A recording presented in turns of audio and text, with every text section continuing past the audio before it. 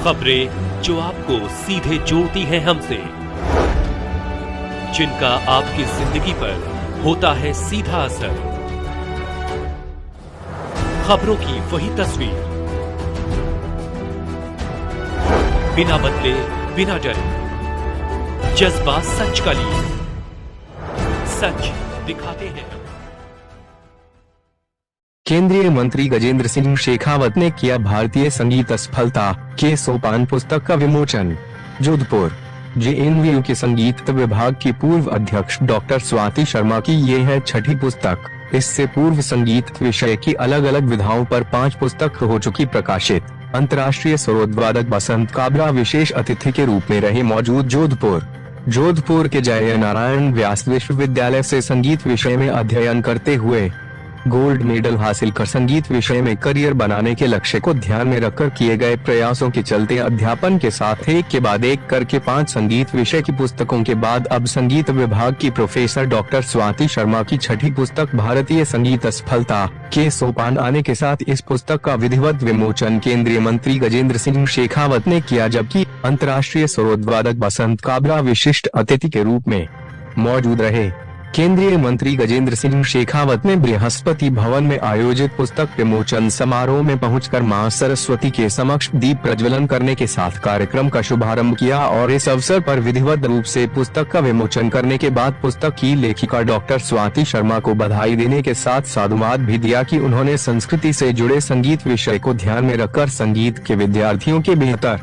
भविष्य के लिए यह पुस्तक लिखी है। केंद्रीय मंत्री गजेंद्र सिंह शेखावत ने इस अवसर पर कहा कि संगीत विषय में महत्वपूर्ण तथ्यों को शामिल कर युवाओं के भविष्य में आने वाली विभिन्न चुनौतियों को ध्यान में रखकर डॉक्टर स्वाति शर्मा द्वारा कैरियर गाइडेंस के रूप में लिखी गई इस पुस्तक का निश्चित रूप से विद्यार्थियों को लाभ मिलेगा और संस्कृति विभाग से जुड़े होने के कारण इस आयोजन में मुझे आमंत्रित करने पर बेहद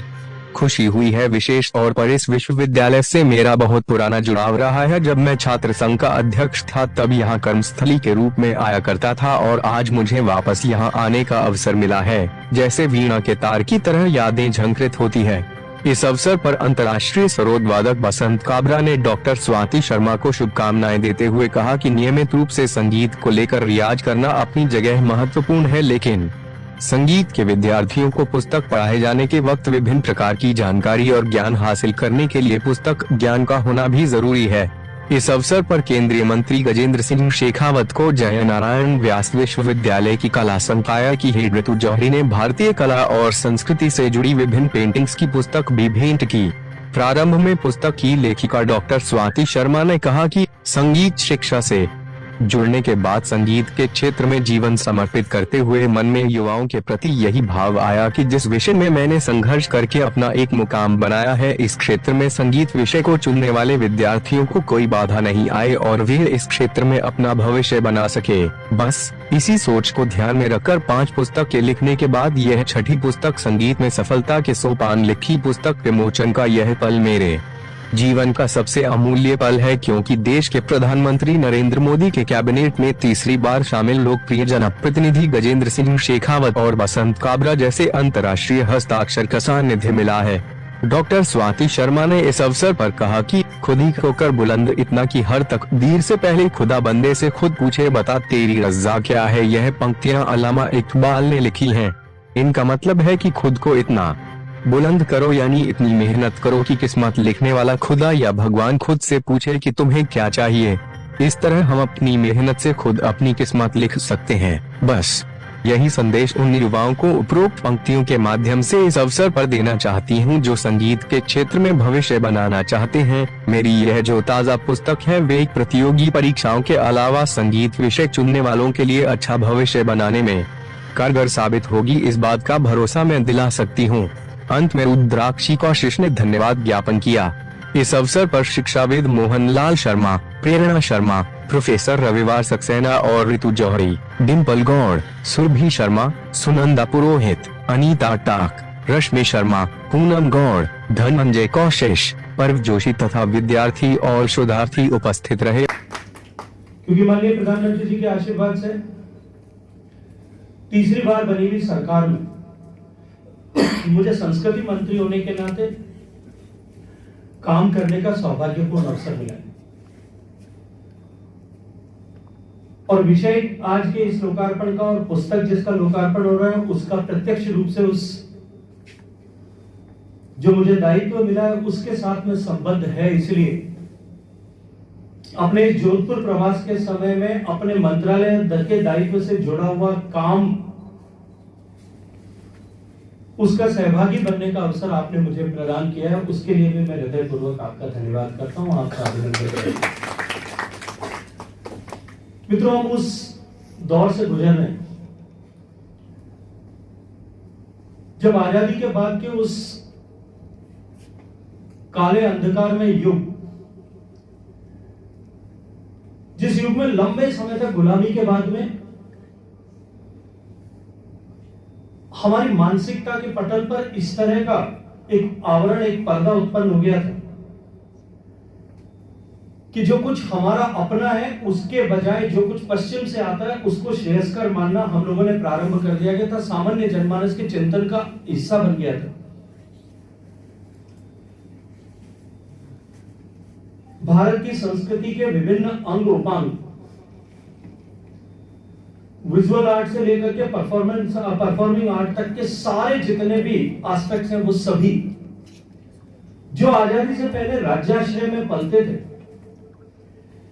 एकाएक आजादी के बाद की परिस्थितियों में और उस समय की सरकारों के उदासीनता के चलते हुए, इन विषयों को प्राथमिकता पर न लेने के चलते हुए भारत की संस्कृति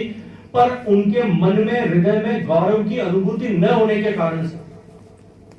भारत और भारत की संस्कृति को हीन दृष्टि से देखने की उनकी भावना होने के चलते हुए भारत की संस्कृति के सभी अंगोपांग धीरे धीरे कहीं न कहीं पिछड़ते गए। लोगों ने उनको स्वीकार करना समाप्त किया, छोड़ दिया। उनकी पूछ परख कम होने के नाते धीरे धीरे कई अनेक ऐसे भारतीय कला से जुड़े हुए बहुत सारे ऐसी विधाएं जो है वो समाप्ति और उनके कगार पे पहुंची, लुप्त तो होती चली गई। भारत की जो डाइवर्सिटी थी, भारत की जो विभिन्नताओं में एकता का स्वरूप था, उसके ऊपर निश्चित रूप से इसके कारण से बहुत बड़ा प्रभाव जो है प्रहार हुआ था। लेकिन हम सब सौभाग्यशाली हैं कि पिछले 10 साल में जिस तरह से भारत का कंपास घुमा है और घुमा ही 360 डिग्री का जो परिवर्तन उसमें आया है, उसके चलते हुए जब सरकार ने विरासत को सम्मान देने का प्रारंभ किया और माननीय प्रधानमंत्री ने लाल किले के प्राचीर से इस बात का उद्घोष किया कि हम गुलामी की मानसिकता और उसके चिन्हों को अपने मानस पटल से और धरातल से दोनों से हटा करके भारत की महान विरासत पर गर्व करते हुए हम उस विरासत का संरक्षण करते हुए देश को विकसित करेंगे। और 10 साल मात्र भारत के 140 करोड़ लोग इस संकल्प के साथ में जब देश के प्रधानमंत्री आदरणीय नरेंद्र मोदी जी के नेतृत्व में जुड़े और जुटे, उसका प्रभाव आज हम सब के सामने है कि भारत की संस्कृति की पहचान एक बार फिर से पूरे विश्व के पटल पर नए सिरे से अंकित होती हुई हम सबको अनुभव हो रही है। प्रौद्योगिकी और छोरी पर जो काम कर रही है वो हमेशा संगीत के लिए एक हस्ताक्षर होगा और लोगों को आगे पढ़ने में या इसके बारे में जानकारी देने के लिए एक बहुत बड़ा सहयोग इनका रहेगा।